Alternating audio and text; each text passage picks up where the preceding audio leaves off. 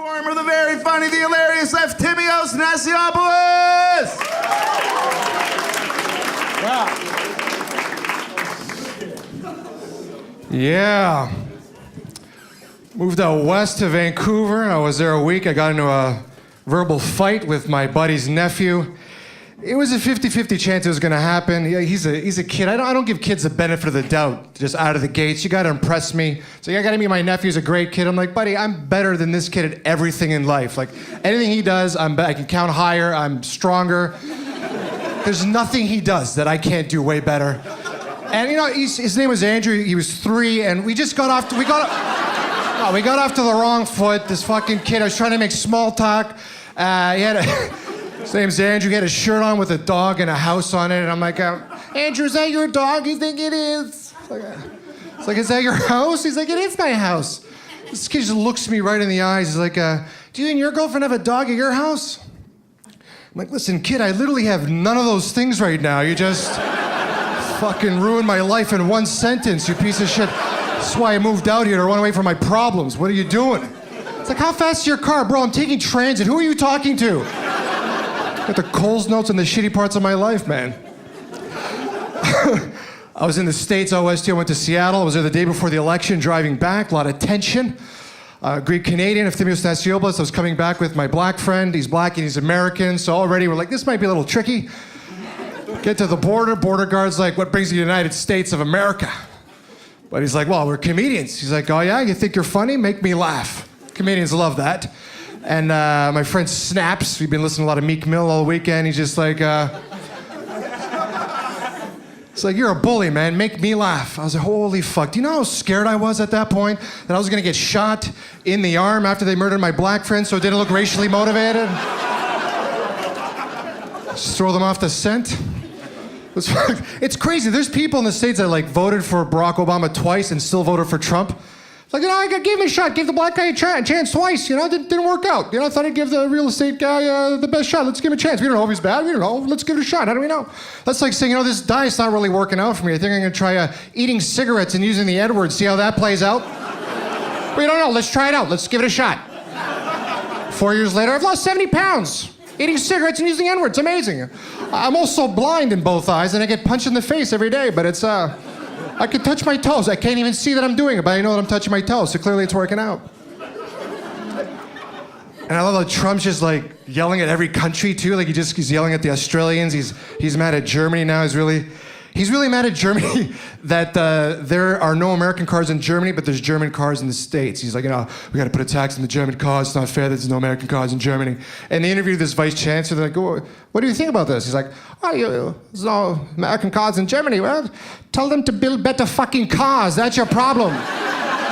We have BMW, Audi, Volkswagen. Who the fuck wants to drive a Chevy Cobalt? Who said that? Who has ever said that? Honey, should we take the Porsche to the Swiss Alps or a brand new Buick LeSabre? Said nobody ever, goddammit. Cars are made of shitty ashtrays. But it's fucked up, man. George Bush is back in the news. That's the best, eh? He's back in there. He's on the talk show circuit. What he's doing now, he's painting. He's a painter. He paints wounded war veterans. Can you just leave the fucking people alone? He's painting wounded war veterans. Like, should he be allowed near the wounded war veterans? Like, how do you even paint these guys? Like, oh, well, Jim, what happened to your leg there? He's like, well, I lost it in Iraq. Okay, enough questions. Let's just move on. Like, how can you can't even look these guys in the eye. You got to paint them. And he's adopting dogs now. I feel like he's getting ready for like some war crimes trial that we're not aware of. Like, Georgie boy, we got to clean up your act. I wonder if that happened with the Nazis before Nuremberg. Just their lawyers tried to make them look like better guys than they were. It's like, man you're looking for is not this man. This is not the Nazi monster you're looking for. He's a great man. This man's been working on an alpaca farm in Argentina for the last 30 years. He's a good man.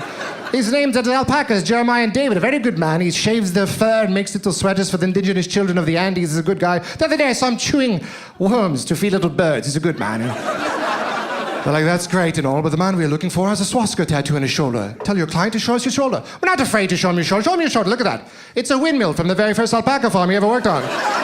You've got the wrong man. It's fucked up. You know, West. When you leave a big city, like, it gets racist really fast too. Like 30 minutes. Oh wow, where am I? A lot of mullets, a lot of rat tails. Everyone sells fudge like it's going out of fucking style. What, they just sell fudge? Like, want some fudge? What is it? I don't know. Just, it's fudge. Just buy 1 pound, get 5 pounds for free. Who's this diabetic that you need fucking pounds of fudge? See a lot of weird signs, too, when you're in the boonies, like falling rocks or snowmobile crossings. So one sign scared the shit out of me. It said, beware of deaf child. I thought it meant like there's a crazy deaf kid hiding in the bushes, like throwing shit and punching cars, and I'm like, I'll kill this kid. I'm not afraid of children in general, let alone a kid that's deaf. I won't even sneak up on this piece of shit.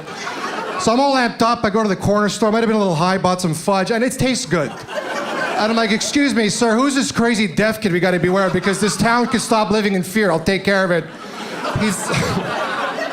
It's like, oh my God, sir, it does not say beware of deaf kids. It's be aware of deaf child. There's a hearing impaired kid down the road. Don't run him over. He can't hear you. Let me tell you a little secret about my driving. I'm avoiding all the children. You don't need to tell me which kids are fair game and which ones to avoid specifically. I'm not hitting raccoons. I gotta look out for a specific deaf kid. I don't even, where are the parents? Honey, where's Toby? I keep calling his name. He's not responding. Hi, there's a sign. They're not gonna hit him with the sign. You know what it said underneath the sign? Next 4 kilometers. How ambitious is this deaf kid? Just like a ninja jumping around from town. And I don't know what a deaf kid that lives in the woods looks like. I'm looking for a kid in suspenders and earmuffs just taking his shit in the middle of the road, eating rocks. And I panicked because I kept seeing kids. I didn't know which was which, so I just kept honking. And the ones that looked up, I knew they weren't deaf, so I could run over those kids. Thank you very much, guys.